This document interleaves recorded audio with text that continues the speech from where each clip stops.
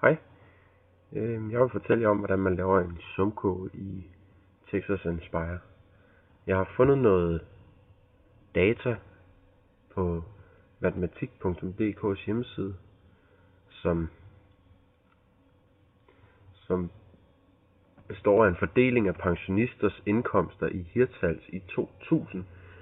I materialet er set bort fra 0,4% af pensionisterne, der havde en indkomst på over 400.000 kroner. Materialet stammer fra Danmarks Statistik. Jeg vil tage udgangspunkt i det her regneark i min opgave i Inspire.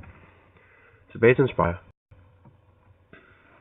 Her har jeg skrevet intervallerne op, samt hyppigheden, eller vores antal. Jeg skal lige lave det her om, da der i opgaven er opgivet, at der er 3070 pensionister i Hirtshals Kommune. Jamen først vil jeg lige starte med at udregne frekvensen, som er vores hyppighed divideret med det samlede antal. Det vil altså sige antal divideret med 3070. Det er en rigtig god idé at skrive punktum her bagefter, fordi ellers vil Inspire angive det i brøker. Vi kan lige prøve. I kan se her, sådan giver det brøker. Men hvis vi gør sådan her igen, og går herned og skriver punktum, så får vi decimaltal. Den kumulerede frekvens kan udregnes ved hjælp af et hjælpemiddel i Inspire, som ligger inde under den her dokumentværktøjslinje, og så går man ind under katalog, og så finder man en, der hedder kumuleret sum, cumulative sum. Dobbeltklikker på den og skriver frekvenslisten ind. Så skulle jeg meget gerne få min kumulerede frekvens her. Nu har jeg egentlig alle de data, jeg skal bruge for at tegne en sumkurve. Hvis man bare skal tegne en sumkurve,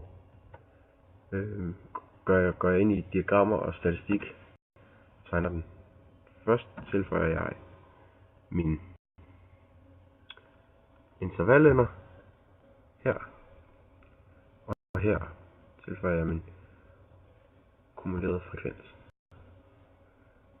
Så højreklikker jeg og forbinder datapunkterne, og her har jeg så min sumkurve. Hvis man skal begynde at aflæse nogle værdier, kvartilsæt eller lignende, så synes jeg det er noget nemmere at benytte Inspires grafværksted. Det kan jeg lige gøre her. Grafer. Når jeg så har fået mit grafværksted her, skal jeg gå herind i grafindtastning og vælge punktplot. Ligesom før i diagram og statistik, så på x-plads indsætter jeg interval inde og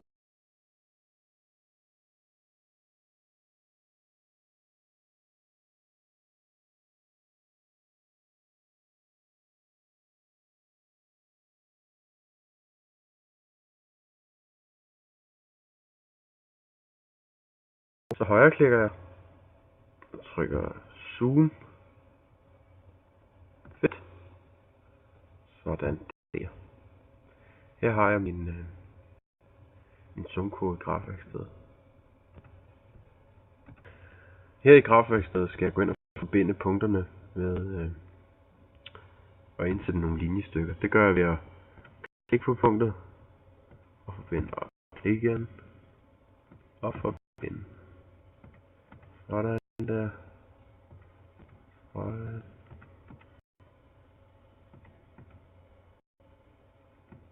Sådan der. Gør lige sådan her. Sådan der. Hvis jeg så skal aflæse vores kvartilsæt, så går jeg herind i graftype og vælger funktion. Den nedre kvartil Q1 skærer 25%, det vil sige 0,25. Jeg tager altså en vandret linje.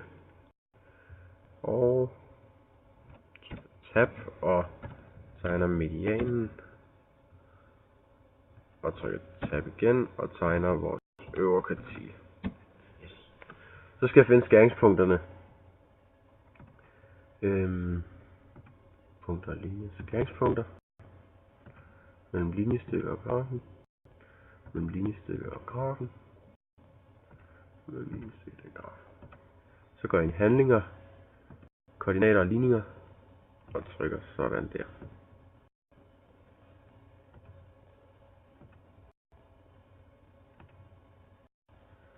Så har jeg altså min kvartilsæt her. Hvis der så for eksempel bliver spurgt i opgaven,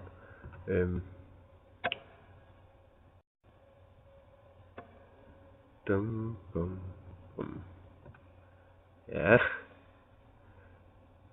pause. Ja, lige tilbage igen. Lad os sige, hvis der bliver spurgt til, hvor mange tjener over 175.000. Eller derovre. Så går man ind og indsætter punkt. Punkt på. Lad os sige, det ligger heroppe omkring. Højreklikker. Koordinater og ligninger. Og dobbeltklikker her. Så 75. 175.000. Så kan vi altså se, at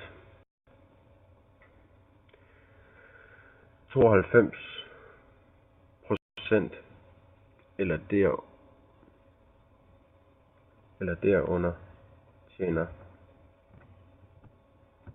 Ja, vi kan se, at 92% af pensionisterne i Hirtshals tjener 175.000 eller derunder.